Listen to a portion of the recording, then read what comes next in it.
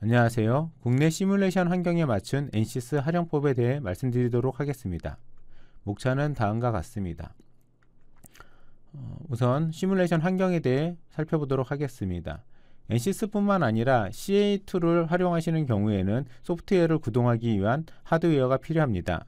최근에는 CPU가 발전하여 개인용 PC에서도 어느 정도의 해석이 가능해졌습니다.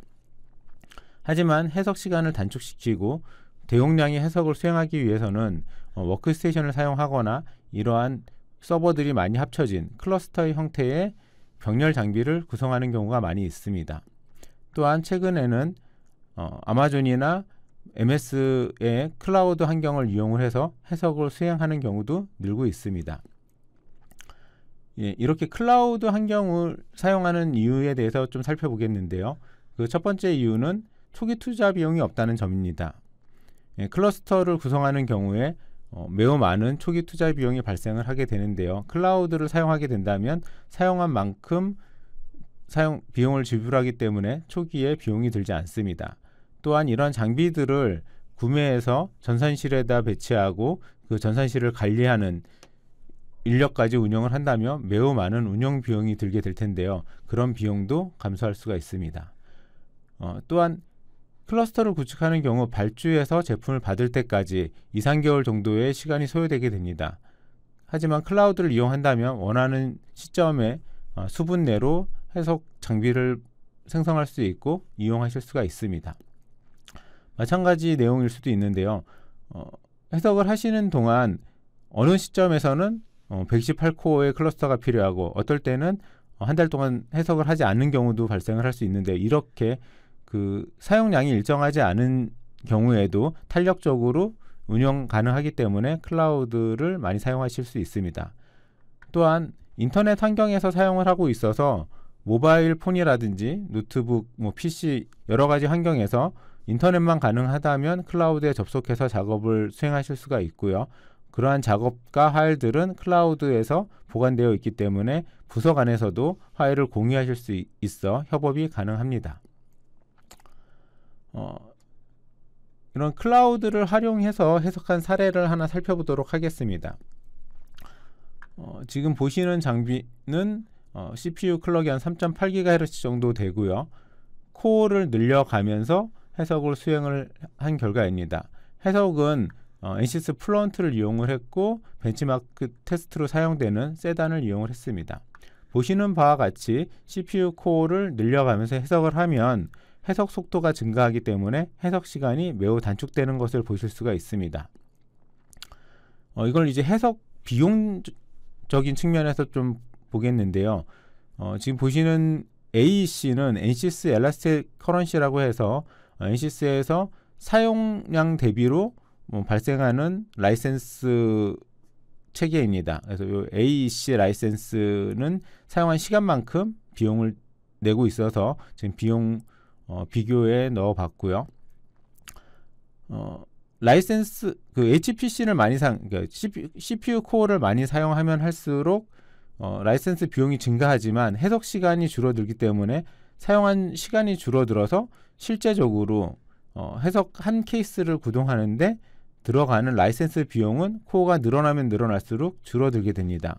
반면 하드웨어는 보시는 바와 같이 그 라이센스 비용에 비해서는 굉장히 좀 적게 나오고요. 또한 2코어 장비를 썼을 때와 6코어 장비를 썼을 때 만약 3배의 하드웨어가 증가하지만 계산 속도가 3배 빨라지게 됨으로써 계산 시간이 3배 단축이 될 수 있습니다. 그래서 전반적으로 하드웨어 비용은 비슷한 수준에 있는 것을 확인할 수가 있습니다. 그래서 전체적인 금액을 봤을 때도 소프트웨어의 라이센스 비용이 줄어드는 만큼 해석 비용이 절감되는 것을 볼 수 있습니다. 그렇기 때문에 그 하드웨어를 많이 쓰면 많이 쓸수록 해석 시간은 줄어들고 해석 비용은 감소한다고 볼 수가 있습니다. 클라우드에서 엔시스를 구동하는 방식은 크게 두 가지로 나눌 수 있습니다. 배치와 인터랙티브 방식인데요. 이 인터랙티브 방식은 일반적으로 로컬에서 사용하는 방식이랑 동일합니다. 사용자가 GUI 환경으로 작업을 하는 방식인데요. 지금 보시는 바와 같이 NCS를 구동을 하고 이 안에서 사용자가 메뉴를 클릭을 해서 케이스를 세팅하고 해석을 수행한 후에 데이터를 저장하고 NCS를 종료하는 방식입니다. 반면 배치는 사용자가 제어를 하지 않고 스크립트나 저널에 미리 명령어를 입력을 해서 그 명령어에 따라서 NCS가 자동으로 수행되고 종료되는 방식입니다. 리스케일에서도 이렇게 두 가지 방식을 이용을 하실 수가 있고요. 메뉴에 있는 이 네 가지 기능들을 좀 자세히 말씀을 드리겠습니다. 첫 번째 작업은 배치 작업입니다. 그래서 앞서 말씀드린 바와 같이 저널이나 스크립트를 이용을 해서 작업을 하는 방식이 되겠습니다. 이 워크스테이션은 인터랙티브 방식으로 사용자가 그 원격 서버에 접속을 해서 직접 GUI로 제어하면서 사용을 하는 방식이 되겠습니다. 그리고 스토리지 같은 경우에는 스토리지 서버를 의미하고요. 선택사항이라서 이건 넘어가도록 하겠습니다. 파일은 사용자가 그 클라우드에 직접 파일을 올린 거나 배치나 워크스테이션으로 작업한 모든 파일들을 의미합니다. 위의 세 가지 경우에는 서버를 생성하기 때문에 서버가 생성되어 있는 동안에 비용이 발생을 하고 파일 같은 경우에는 서버는 생성이 되지 않습니다. 스토리지는 선택사항이라서 좀 넘어가도록 하겠습니다.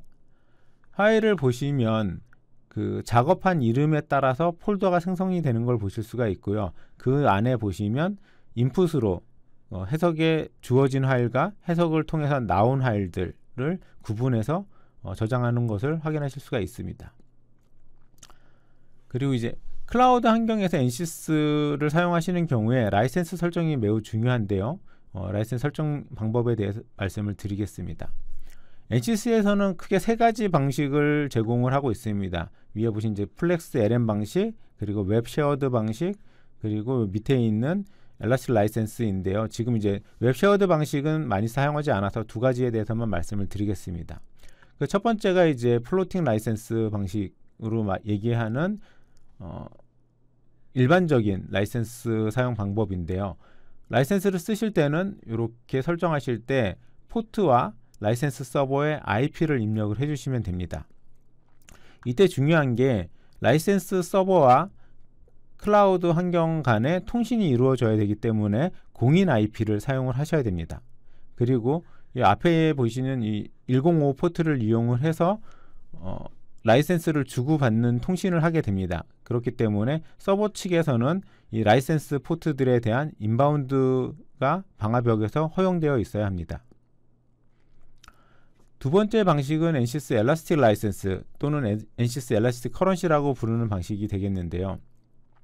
NCS에서 라이센스 서버를 관리하고 있기 때문에 인터넷상으로 사용하실 수 있는 라이센스입니다.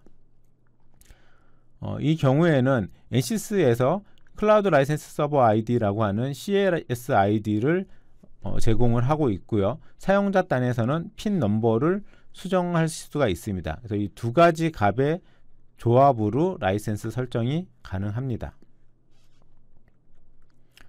그럼 작업하는 방식들에 대해서 말씀을 드리도록 하겠습니다. 작업은 배치 작업을 의미하고요.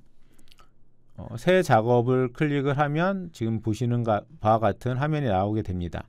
작업 순서는 입력 파일, 그리고 소프트웨어 선택, 하드웨어 선택으로 볼 수 있습니다. 입력 파일인데요.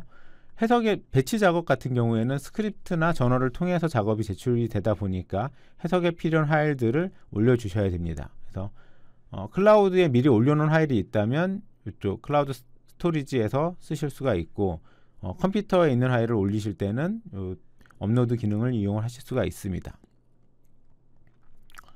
그리고 두 번째는 소프트웨어인데요. 타일 형태로 되어 있는 메뉴에서 원하는 소프트웨어를 선택하실 수 있고 타일에 많은 제품이 있다 보니까 필요한 제품들을 검색해서 사용하실 수가 있습니다. 그리고 소프트웨어를 선택하시고 나시면 버전을 선택하실 수 있고 앞서 이제 저널이나 스크립트를 사용한다고 말씀드렸는데 어떤